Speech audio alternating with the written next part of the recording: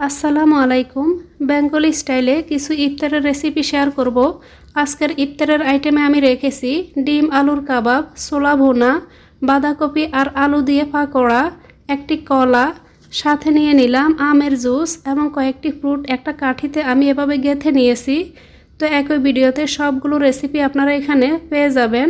প্রথমে আমি ছোলা ভুনা করে নিব, তার জন্য চুলায় কড়াই বসিয়ে দিয়ে দিলাম রান্নার তেল। এবার এখানে দিয়ে দিলাম পেঁয়াজ কুচি, কাঁচামরিচ এবং টমেটো কুচি, সাথে দিয়ে দিব ধনিয়া পাতা কুচি। দিয়ে এগুলোকে কিছুক্ষণ নেড়ে ছেড়ে 3 থেকে 4 মিনিটের মতো আমি ভেজে নিব।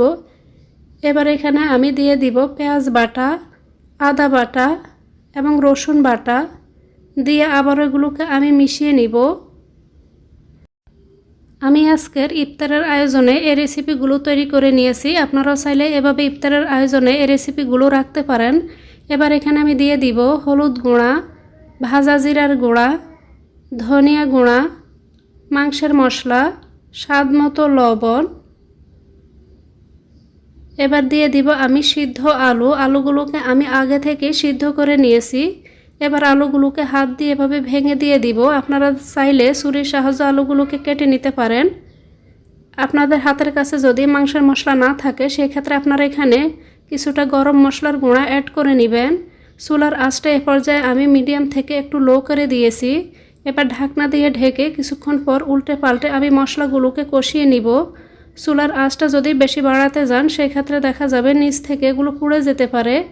এবার এখানে আমি সামান্য কিছুটা পানি অ্যাড করলাম। এবার আবার ওগুলোকে মিশিয়ে নিচ্ছি। মিশিয়ে নিয়ে আমি মশলাগুলোকে কিছুক্ষণ কষিয়ে নিব। এবার এতে আমি দিয়ে দিব আগে থেকে সিদ্ধ করে রাখা ছোলা। তো ছোলাগুলোকে আমি আগে থেকে ভালোভাবে সিদ্ধ করে পানিটাকে ঝরিয়ে নিয়েছি। এবার এতে আমি দিয়ে দিলাম। চুলার আঁচ মিডিয়াম থেকে লোতে রাখবো। এবার ভালোভাবে এগুলোকে মিশিয়ে ঢাকনা দিয়ে ঢেকে কিছুক্ষণ পর উল্টে পাল্টে এগুলোকে আমি রান্না করে নিব। চুলার আঁচটা কিন্তু মিডিয়াম থেকে লোতে রাখতে হবে। এতে করে ছোলাগুলো নিচ থেকে পুড়ে যাবে না কিংবা খুব বেশি শক্ত হয়ে যাবে না। আমার চ্যানেলে আমি আরও অনেকগুলো ইফতার প্লেটার রেসিপি শেয়ার করেছি। আপনারা চাইলে আমার চ্যানেল থেকে গিয়ে সেগুলো দেখে নিতে পারেন।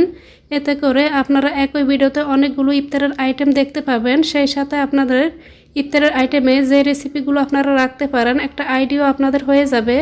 এখানে ছোলা ভুনাটা আমার করা হয়ে গেছে। উপর থেকে আমি কিছু পেঁয়াজ কুচি আর ধনিয়া পাতা কুচি ছিটিয়ে নিলাম। দেখতেই পাচ্ছেন কতটা লোভনীয় হয়েছে ছোলা ভুনার এই রেসিপিটি। এবার আপনাদের সাথে আমি আরও একটি রেসিপি শেয়ার করব। ডিম আলুর কাবাব তৈরি করে নিব। এখানে আমি 4টি সিদ্ধ আলু ভালোভাবে সিদ্ধ করে এভাবে ম্যাশ করে নিয়েছি। এবার এতে আমি দিয়ে দিচ্ছি 2টি সিদ্ধ ডিম। ডিমগুলোকে আমি এভাবে গ্রেটার দিয়ে গ্রেট করে নিব। তো আমি এখানে 2টি ডিম গ্রেটার দিয়ে গ্রেট করে নিলাম। এবার এখানে আমি কিছু মশলা অ্যাড করব। দিয়ে দিব পেঁয়াজ বেরেস্তা, ভাজা জিরার গুঁড়া, ধনিয়া গুঁড়া, মরিচ গুঁড়া, হলুদ গুঁড়া, ভাজা গোলমরিচের গুঁড়া, 3 টেবিল চামচ পরিমাণ চালের গুঁড়া এবং দিয়ে দিব 3 টেবিল চামচ পরিমাণ বেসন, স্বাদ মতো লবণ। দিয়ে সবগুলো উপকরণ খুব ভালোভাবে মাখিয়ে নিব। এখানে কোনো এক্সট্রা পানি দেওয়া যাবে না। পানি না দিয়ে হাত দিয়ে খুব ভালোভাবে এগুলোকে আমি মাখিয়ে নিব। তো আমি সবগুলো উপকরণ এখানে হাত দিয়ে মাখিয়ে নিলাম। এবার হাতের মধ্যে হালকা একটু তেল মাখিয়ে নিয়ে আমি এগুলোকে কাবাবের শেপ দিয়ে দিব।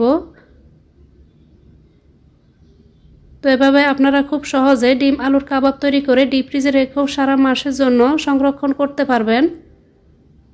তো একইভাবে আমি এখানে সবগুলো কাবাব বানিয়ে নিব। এবার এই কাবাবগুলোকে আমি তেলে ভেজে নিব। চুলায় একটা কড়াই বসিয়ে দিয়েছি, তাতে আমি অল্প কিছুটা তেল নিয়ে নিয়েছি। এই কাবাবগুলো ভাজার জন্য খুব বেশি তেলের প্রয়োজন হবে না। তেলটাকে মিডিয়াম থেকে একটু কম গরম করে আমি এবার একে একে কাবাবগুলোকে তেলের মধ্যে দিয়ে দিচ্ছি।